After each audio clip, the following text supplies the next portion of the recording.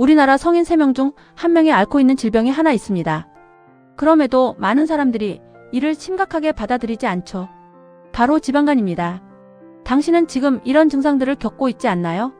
충분히 잠을 잤는데도 하루 종일 피곤함을 느끼고 기름진 음식만 먹으면 속이 더부룩해지며 소화가 잘 되지 않아 고생하고 계신가요? 만약 그렇다면 당신의 간이 위험 신호를 보내고 있는 것일 수 있습니다.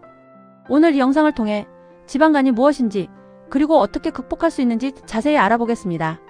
지방간이란 정확히 무엇일까요? 의학적으로 간 전체 무게의 5% 이상이 지방으로 축적된 상태를 말합니다.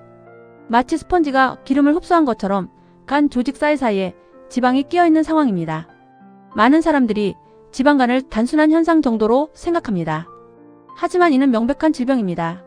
더욱 심각한 것은 지방간을 방치할 경우 어떤 일이 벌어지는가입니다. 초기에는 별다른 증상이 없어 모르고 지나갈 수 있습니다. 하지만 시간이 지나면서 간에 쌓인 지방은 염증을 일으키기 시작합니다. 이것이 지방간염으로 발전하고 더 나아가 간섬유와 간경변, 심지어는 간암까지 이어질 수 있는 것입니다. 실제로 간암 환자의 상당수가 지방간에서 시작되었다는 연구 결과들이 이를 뒷받침하고 있습니다. 그렇다면 우리 몸은 어떤 신호를 통해 간의 이상을 알려줄까요? 첫 번째 신호는 만성피로입니다. 간은 우리 몸의 에너지 공장 역할을 합니다. 탄수화물을 포도당으로 전환하고 이를 글리코겐 형태로 저장했다가 필요할 때 에너지로 공급하는 것이죠. 하지만 간에 지방이 쌓이면 이런 기능이 저하됩니다. 결국 우리는 계속해서 피로감을 느끼게 되는 것입니다. 두 번째는 소화장애입니다. 간은 담즙을 생성하여 지방 소화를 돕는 중요한 역할을 합니다. 간 기능이 떨어지면 담즙 생성이 원활하지 않아 기름진 음식을 먹었을 때 소화가 잘 되지 않고 속이 더부룩해집니다. 세 번째는 복부 비만입니다. 특히 팔다리는 가늘면서 배만 나온 체형을 보인다면 내장지 방형 비만의 신호일 가능성이 높습니다. 이는 지방간과 밀접한 연관이 있습니다.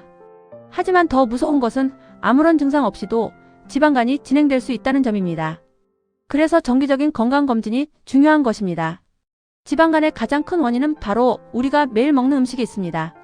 어떤 음식들이 간을 서서히 파괴하고 있는지 살펴보겠습니다. 먼저 과도한 지방 섭취입니다.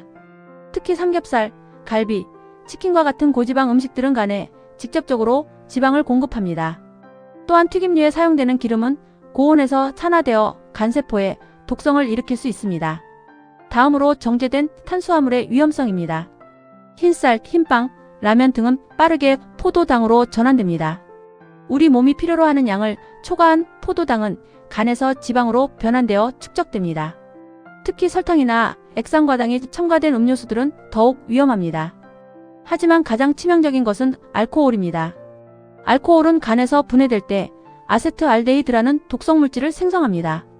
이 물질은 간세포를 직접 손상시키고 염증을 유발합니다. 또한 알코올 자체도 분해 과정에서 지방 생성을 촉진하여 지방간을 악화시킵니다. 많은 사람들이 하루 한 잔 정도는 괜찮다고 생각하지만 이미 지방간이 있는 상태라면 소량의 알코올도 간에는 부담이 됩니다. 다행히 간은 재생 능력이 뛰어난 장기입니다. 올바른 음식 섭취를 통해 손상된 간을 회복시킬 수 있습니다. 첫 번째로 주목해야 할 음식은 십자화과 채소들입니다. 브로콜리, 양배추, 케일 등에는 설포라판이라는 성분이 풍부합니다. 이 성분은 간의 해독 효소를 활성화시켜 독성 물질 제거를 돕습니다. 또한 간에 쌓인 지방을 분해하는 효소의 활성을 증가시키기도 합니다. 두 번째는 베리류입니다. 블루베리, 크랜베리, 아싸이베리 등에는 안토시아닌이라는 강력한 항산화 성분이 들어있습니다. 이는 간세포의 산화 스트레스를 줄이고 염증을 억제하는 효과가 있습니다. 세 번째는 견과류입니다. 특히 호두에는 오메가-3 지방산이 풍부하여 간의 염증을 줄이고 지방 대사를 개선하는 데 도움이 됩니다.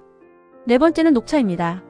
녹차의 카테킨 성분은 지방 흡수를 억제하고 지방 산화를 촉진하여 간에 축적된 지방을 줄이는 데 효과적입니다.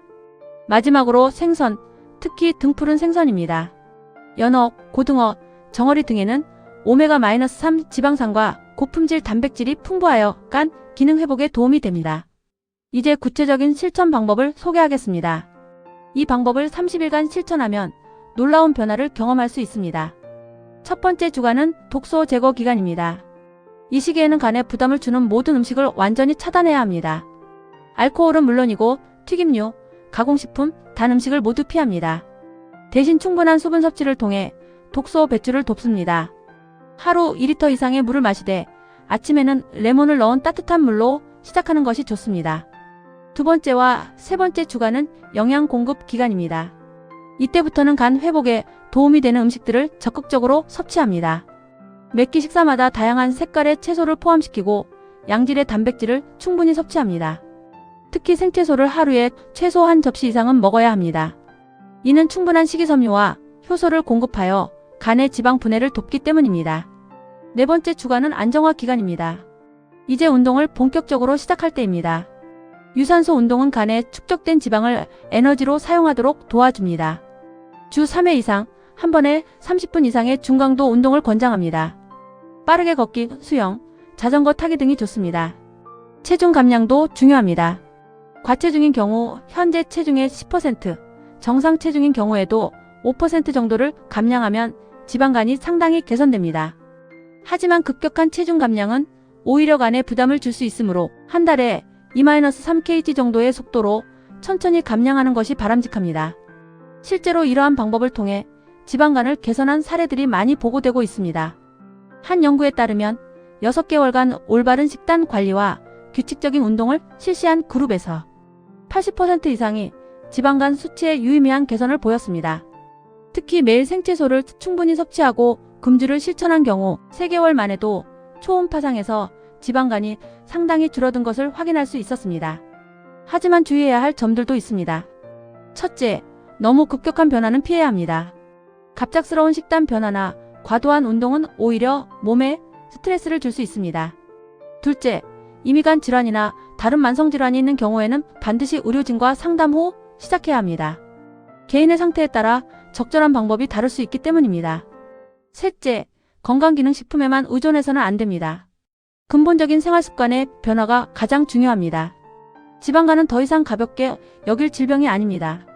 하지만 다행히도 우리의 노력으로 충분히 극복할 수 있는 질병이기도 합니다.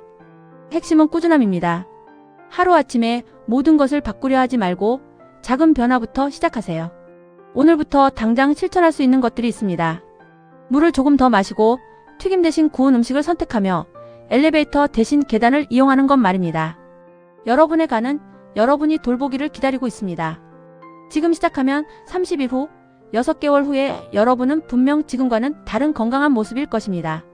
건강한 간, 건강한 삶을 위한 첫걸음을 오늘부터 시작해 보시기 바랍니다.